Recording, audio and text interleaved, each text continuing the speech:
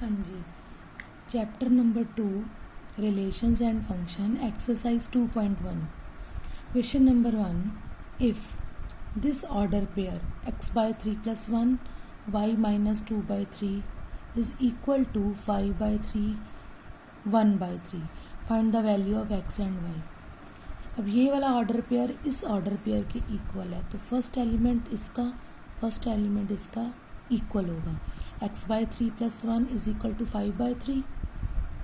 Second element y minus 2 by 3 इस second element के equal होगा।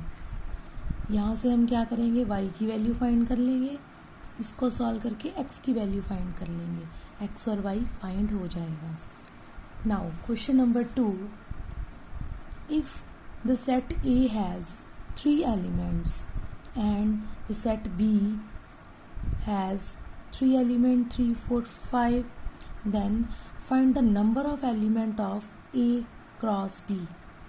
मैंने आपको बताया था the number of element of A cross B किसके इक्वल होता है, फॉर्मूला क्या है, number of element of A cross B is equal to number of element of A cross number of element of B। We have the number of element of A has 3 element is given, और यहाँ पर पूरा का पूरा B set given है, इसमें number of element कितने हैं, 3 हैं, तो 3 क्रॉस 3 क्या हो जाएगा, 9। तो number of element of A cross B क्या आ जाएगा, 9 आ जाएगा। Next question number 3, if G is equal to 7,8, G set में ये मेंबर हैं, ये एलिमेंट है, H is equal to 5 4 2, find G cross H and H cross G. हमें इन दोनों की कार्टेशियन प्रोडक्ट फाइंड करनी है, G cross H, very simple, G cross H. तो जी का एलिमेंट पहले होगा, फर्स्ट पोजीशन पे होगा, एच का एलिमेंट सेकंड पोजीशन पे होएगा। पहले ये 7 फर्स्ट वाला जी का एलिमेंट 7 इन सब के साथ एक बार पोजीशन लेगा, 7 5 7 4 7 2। फिर ये वाला जी का दूसरा मेंबर है जो 8 है, वो सबके साथ एच के सारे मेंबर्स के साथ पोजीशन लेगा, that is 8 5 8 4 8 2। Similarly H cross G के लिए हम क्या करेंगे, एच क्रॉस जी, अब मैंने पहले एच लिखा है फिर जी लिखा है, तो इसका मतलब पहला जो मेंबर होगा ऑर्डर पेयर का वो एच को बिलोंग करेगा, दूसरा मेंबर किसको बिलोंग करेगा, जी को। तो पहला मेंबर यहाँ पर एच का क्या है, 5 है, 5 को किसके साथ पोजीशन लेगा, 7 5 7 फिर 5 8, नेक्स्ट 4 7 4 8 2 7 2 8। इस ढंग से हम दोनों की कार्टेशियन प्रोडक्ट निकाल लेंगे। Next question number 4, state whether each of the following statements are true और फॉल्स। हमें ये बताना है कि ये फॉलोइंग स्टेटमेंट ट्रू है या फॉल्स है।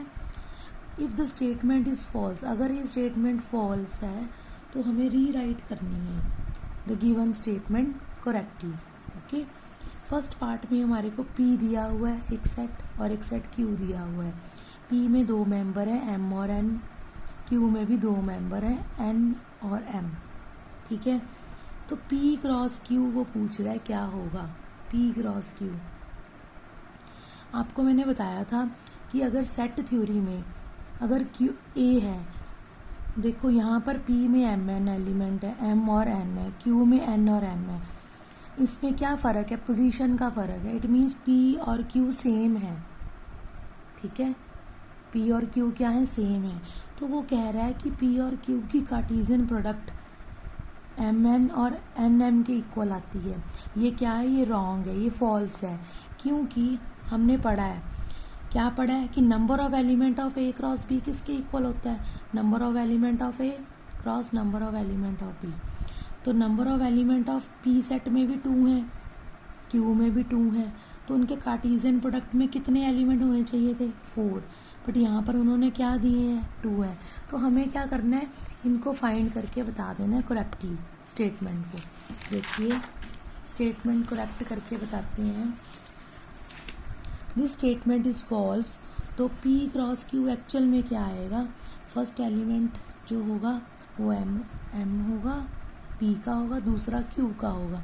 इस तरह से हम सेट बना लेंगे और ये करेक्ट हो जाएगी स्टेटमेंट। उसके बाद सेकंड हमें स्टेटमेंट दी हुई है, if A and B are non empty set. Non empty set का मतलब क्या है, ए भी नॉट इक्वल टू 5 है और बी भी क्या है, नॉट इक्वल टू 5 है। और वो ये कह रहा है कि ए क्रॉस बी जो है वो भी क्या होगा, इज़ नॉन एम्प्टी होगा।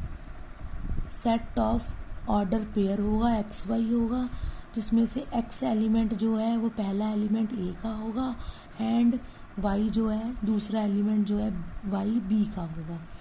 ये हमने ए क्रॉस बी की डेफिनेशन लिखी है, एक्स वाई, एक्स ए से आ रहा है पहला, वाई जो है वो बी से आ रहा है। ये हमने एक तरह से सेट बिल्डर फॉर्म लिख दी है, ठीक है। तो ये स्टेटमेंट जो है ये ट्रू है, ओके। उसके बाद थर्ड जो है पार्ट है, उसमें क्या आपको दिया हुआ है, ए में 1 और 2 एलिमेंट दिए हुए हैं, बी में 2 और 3 और 4 दिए हुए हैं। आपको क्या फाइंड करना है कि ए की कार्टेशियन प्रोडक्ट फाइंड करनी है बी इंटरसेक्शन 5 के साथ, ठीक है। तो वो क्या आ रही है, 5 आ रही है। ये हमने चेक करना है कि is it true. First of all हम बी इंटरसेक्शन 5 निकालेंगे।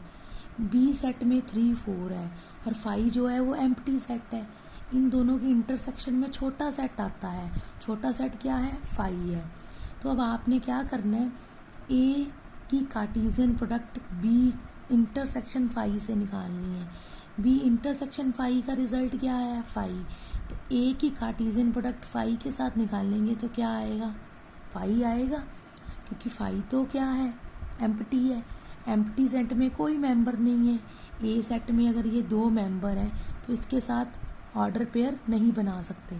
तो इज इट्स ट्रू, इसका आंसर क्या आ जाएगा, ट्रू आ जाएगा। अब नेक्स्ट देखिए, क्वेश्चन नंबर 5 है, जिसमें आपको ए सेट गिवन दिया हुआ है। ए सेट में 2 मेंबर हैं, -1 और 1। आपको क्या फाइंड करना है, कार्टेशियन प्रोडक्ट ऑफ ए, फिर ए के साथ फिर दोबारा कार्टेशियन प्रोडक्ट ए। 3 बार आपने ये हमने प्रोडक्ट फाइंड करनी है। हम इसको एक एक करके करेंगे। पहले हम ए क्रॉस ए निकालेंगे, कार्टेशियन प्रोडक्ट ए की ए के साथ। वो क्या आ जाएगी, पहला मेंबर ए का। अब ए की कार्टेशियन प्रोडक्ट ए के साथ निकालनी है तो -1 1 -1 1 2 बार लिख लो। पहला मेंबर ये पकड़ो -1, इसका पहला मेंबर -1, फिर ये पहला इसके साथ -1 1, फिर ये दूसरे वाला मेंबर इन दोनों के साथ पोजीशन में बैठेगा 1 -1 1 1। तो हमने A cross A Cartesian product of A निकाल ली। फिर हमें तो उसने बोला एक बार और निकाल लो, तो वे इन दोनों के रिजल्ट को हम दोबारा फिर से ए के साथ कार्टेशियन करेंगे। तो ए क्रॉस ए, ठीक है, कैसे निकलेगी। अब क्या करेंगे, अब -1 -1 ये है, इसमें ए का पहला मेंबर ले लेंगे, ए का पहला मेंबर साथ ऐड हो जाएगा। फिर इसके साथ -1 1 -1, अभी इसको रहने देते हैं, इसी से करते हैं। -1 -1 के साथ ए का दूसरा मेंबर ले लेंगे, ये बन गया। फिर ये वाले दोनों मेंबर ने इन दोनों के साथ एक एक बार पोजीशन में बैठ के फिर हम नेक्स्ट मेंबर उठाएंगे -1 1 1 को हम किसके साथ बिठाएंगे, -1 के साथ। फिर हम -1 1 को 1 के साथ बिठाएंगे, ये बैठ गया, ठीक है। आगे फिर दोबारा क्या करेंगे, ये वाला मेंबर उठाएंगे 1 -1 को फर्स्ट मेंबर के साथ, फिर 1 -1 को दूसरे मेंबर के साथ 1 के साथ, फिर लास्ट में ये बच रहा है 1 1, फिर 1 1 को फर्स्ट मेंबर के साथ, 1 1 को लास्ट मेंबर के साथ। इस तरह से हमने ये ट्रिपल कार्टेशियन प्रोडक्ट ऑफ ए हमने निकाल लिया, ये आंसर आ जाएगा।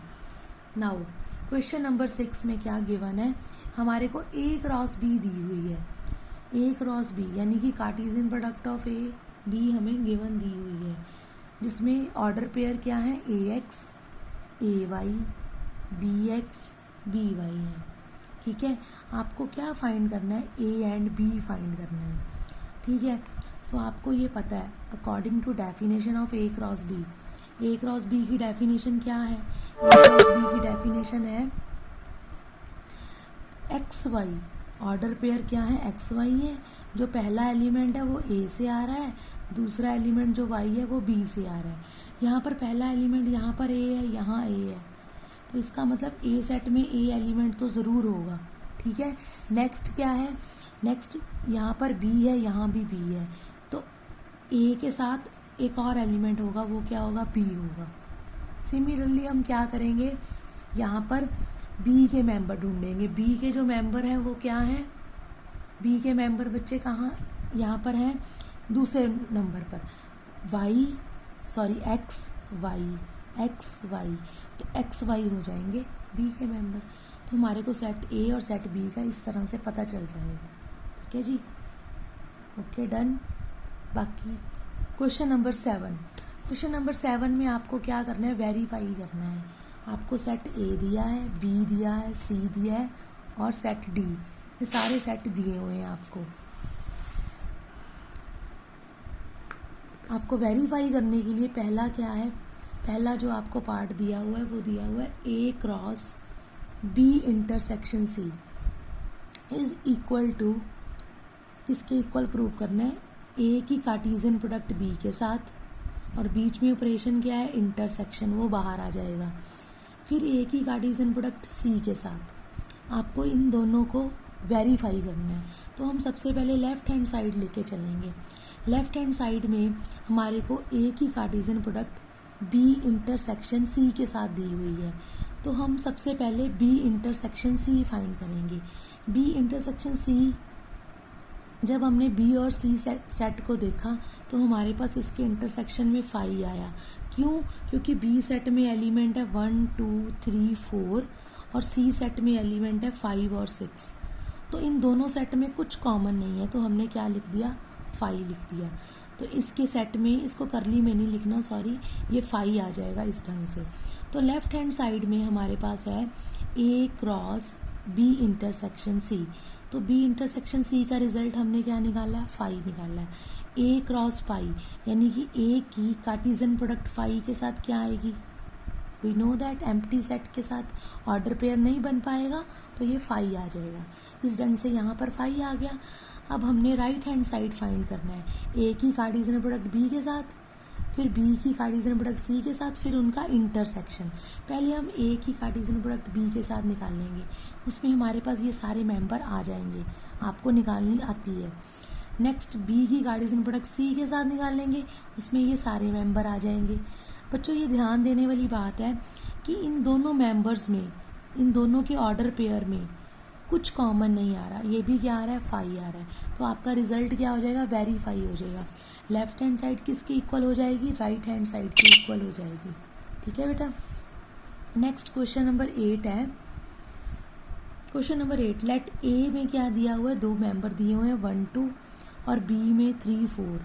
आपको क्या राइट करना है, A cross B. A cross B write करने के बाद आपको बताने हैं how many subset will A cross B है। तो आपको कार्टेशियन प्रोडक्ट तो निकालनी आती है, आपने ध्यान में क्या रखना है कि पहला मेंबर ए का होगा, दूसरा मेंबर क्या होगा, बी का होगा। अगर पहला मेंबर आप 1 ले रहे हो ए का, दूसरा मेंबर आप 3 लोगे बी का, 1 3। फिर अगर आप 1 ले रहे हो तो दूसरा मेंबर क्या बन रहा है, 4 बन रहा है। सिमिलरली 2 ले रहे हो ए का पहला मेंबर, तो 3 2 3 2 4, इस तरह से आप ए क्रॉस बी निकाल लोगे। अब देखो आपने कितने, how many subset will A cross B have, कितने सबसेट बनते हैं। तो सबसे पहले आप काउंट करो कि ए क्रॉस बी में कितने एलिमेंट्स हैं, कितने ऑर्डर पेयर हैं। तो नंबर ऑफ ऑर्डर पेयर कितने हैं, 1 2 3 4 है।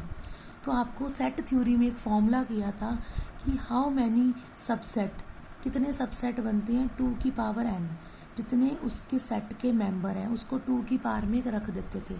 यहाँ पर भी हम ऐसे ही करेंगे, subset of A cross B, subset of Cartesian product of A B की निकालने के लिए 2 की पावर 4 कर देंगे, वो क्या आ जाएगा, 16 आ जाएगा। ठीक है, now question number 9, let A and B be 2 set such that the number of element of A has 3, number of element of B is 2।